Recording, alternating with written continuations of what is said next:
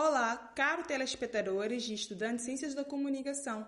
Sejam bem-vindos para um pequeno vídeo explicativo sobre a Escola de Chicago e o interacionismo simbólico. Esta teoria nos ajuda a entender como a sociedade se organiza e como a comunicação moldam as nossas interações. A Escola de Chicago surgiu nas primeiras décadas do século XX nos Estados Unidos em meio ao crescimento urbano e à imigração. A cidade foi vista como um laboratório social ideal para estudar problemas urbanos como marginalidade, delinquência e a comunicação.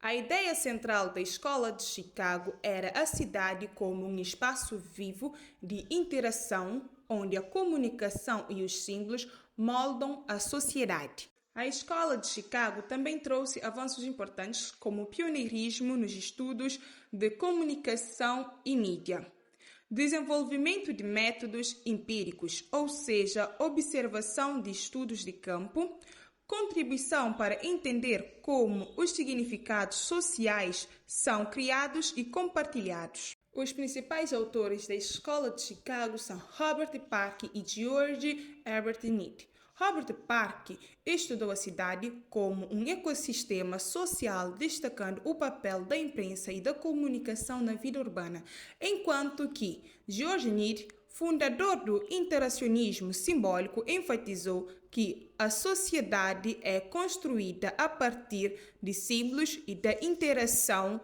entre indivíduos. A comunicação é vista como um processo social urbano que organiza a vida coletiva e cria significados compartilhados.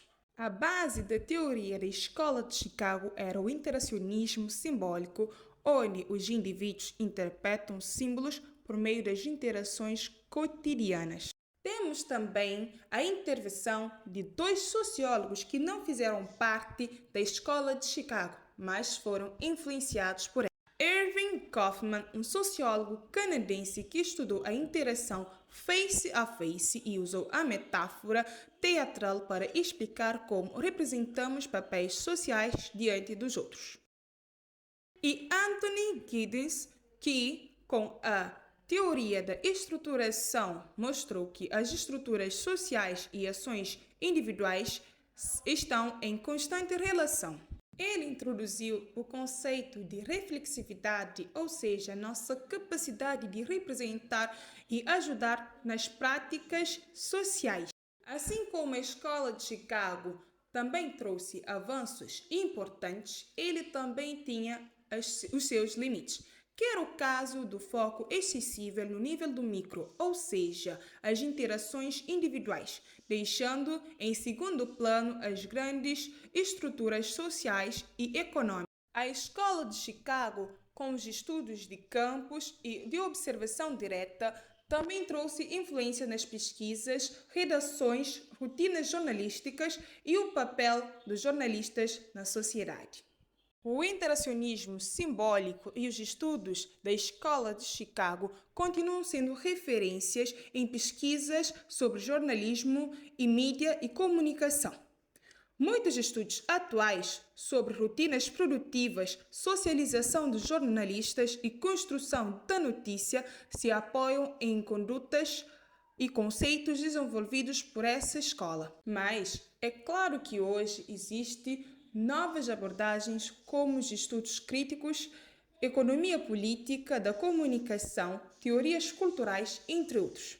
A Escola de Chicago permanece como fundamento histórico e teórico. A Escola de Chicago também deixa um legado duradouro. A ideia de que o jornalismo é parte de um processo social e cultural e não apenas técnico é um dos maiores legados que ainda orienta pesquisa e práticas. E com isso, chegamos à conclusão de que a Escola de Chicago mostrou como a cidade e a comunicação moldam nossas interações. Assim também, o interacionismo simbólico destacou os significados que criamos no dia a dia. Goffman e Giddens ampliaram essa visão para entender como representamos e as estruturas e a ação se conectam.